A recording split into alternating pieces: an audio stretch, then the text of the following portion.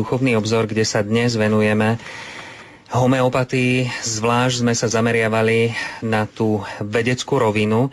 Prišli sme k tomu, že naozaj vedecký dôkaz homeopatík zatiaľ neexistuje.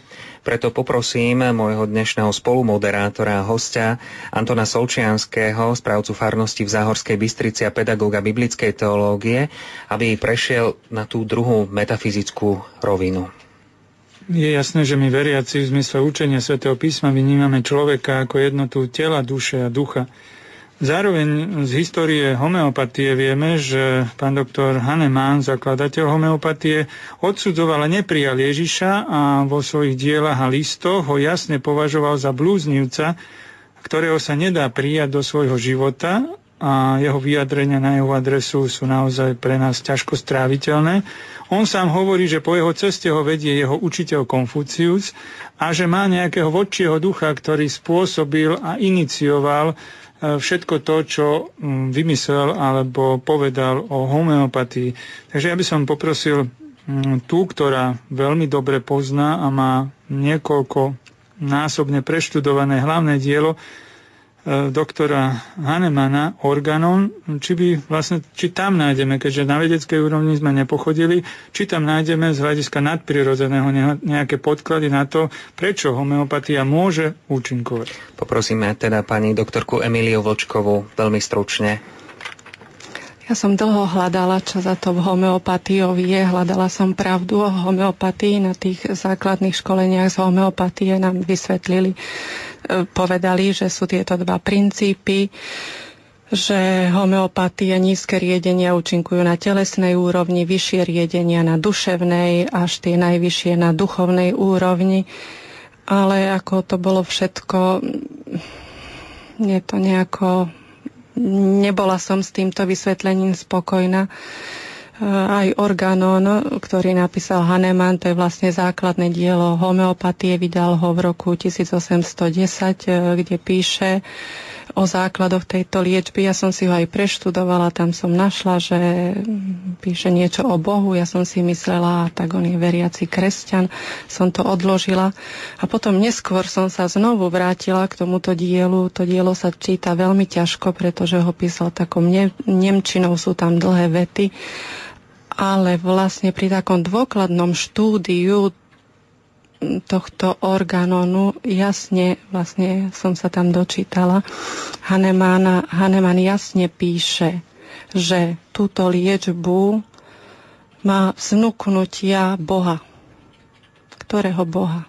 On tam nepíše, akého Boha, ale vlastne kto bol jeho Bohom, to sa dozvedáme z jeho korešpondencie, ktorá je uložená v Hahnemannovom múzeu v Nemecku. A áno, ako už povedal pán Solčiansky, že on odmietal učenie Ježiša Krista a vlastne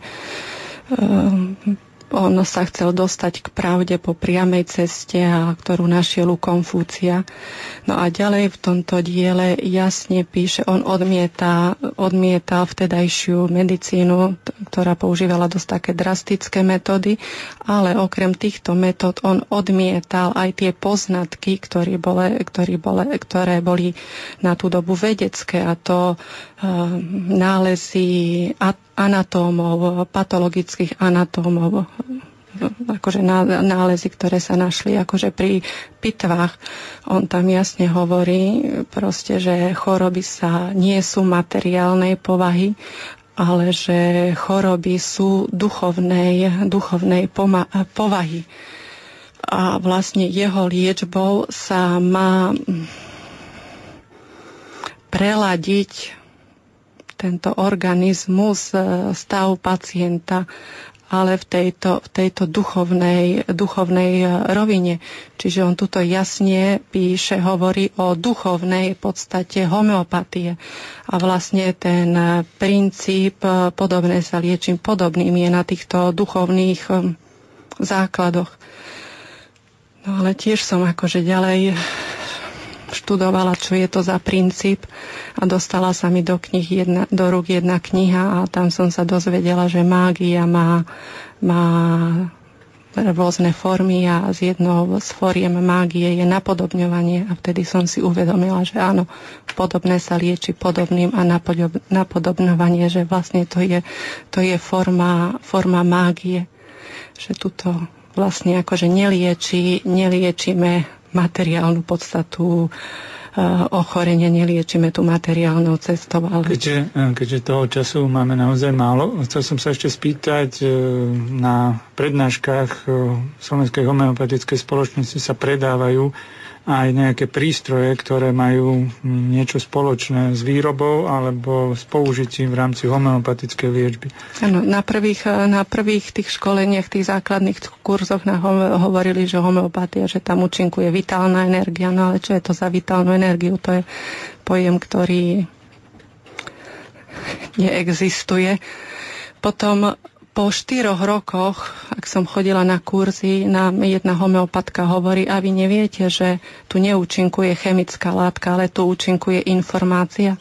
A na základe toho, že v homeopatii účinkuje informácia, som si kúpila jeden prístroj, volá sa Psion, na ktorý stačilo, nemusela som už mať pri liečbe pacienta ani homeopatika. Na tento prístroj som si naťukala názov homeopatika, jeho potenciu a stlačením klávesy móde som túto ako informáciu poslala do ruky pacienta, dokonca tam, keď sa napísalo rodné číslo a meno a dátum narodenia, sa tá informácia dala poslať aj na diaľku.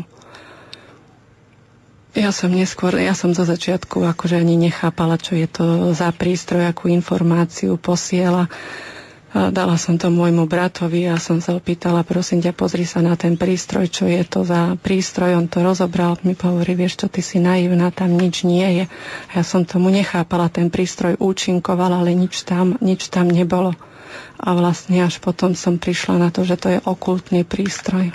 Môžeme ešte z orgánu nájsť ďalšie vlastne tie náznaky, že nepohybujeme sa na rovine vedy, ale už sa pohybujeme na rovine metafyziky a vplyvy sú naozaj na tej inej úrovni. Aj vzhľadom na to, že keď som aj ja hľadal informácie ohľadom dnešného nášho stretnutia, tak jeden z významných zástancov homeopatie na Slovensku v rozhovore s ním nemal problém tvrdiť, že jasné homeopatia pracuje na úrovni bielej mágie. Vy ste spomínali, že keď ten prístroj ste chceli vrátiť, tak bolo vám jasne povedané, že na akej úrovni ten prístroj pracuje. No áno, akože ja som bola potom sama nahnevaná na seba, že koľko peňazí som dala za ten prístroj a že proste je to takýto okultný prístroj a chcela som ho vrátiť, tak som telefonovala tej pani homeopatke, od ktorej som ten prístroj mala a hovorím, že chcem jej ho vrátiť a proste naspäť peniaze. A ona hovorí, že či tomu neverím. Ja hovorím, že ja tomu verím, ale ja som veriaca a ja to nechcem používať.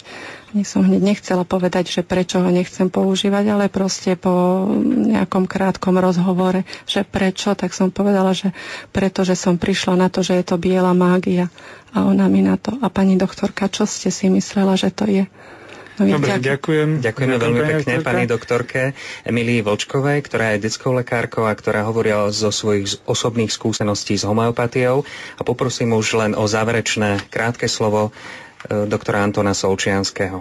Ak sme vychádzali z odporúčania na začiatku, je treba študovať vedu, tak ja by som na dnešnom sedení urobil tento uzáver, keďže dnešná veda nevie vysvetliť pôsobenie homeopatík, tak to musíme považovať na úrovni dnešnej vedy za nevedecké, ako aj je z diela zakladateľa, pána doktora Hahnemana, jasné, nepohybujeme sa len na rovine iracionality, ako sme si ju definovali, že to, čo nevieme teraz vysvetliť, ale aj na nadprirodzenej rovine a je zrejme, že tí, čo robia homeopatiu, sú už na rovine bielej mágie. Čiže z toho už potom každý nech si urobí uzáver. Samozrejme, zostáva to otvorené pre tú ďalšiu diskusiu, ale momentálne naozaj pôsobenie ja vnímam, na tej nadprirodzenej rovine a to už s vedou a lekárskou vedou asi nemá veľa čo spoločné. Ďakujem veľmi pekne všetkým mojim dnešným hosťom, či už telefonujúcim, alebo aj vám, ktorí ste boli v štúdiu Rádia Lumen. Ospravedlňujeme sa, že sme trošku predĺžili dnešnú reláciu. Pokojnú noc vám už zo štúdia Rádia Lumen prajú hudobná redaktorka Diana Rauchová, vysielací technik Jakub Varinský a náboženský redaktor Peter Holbička.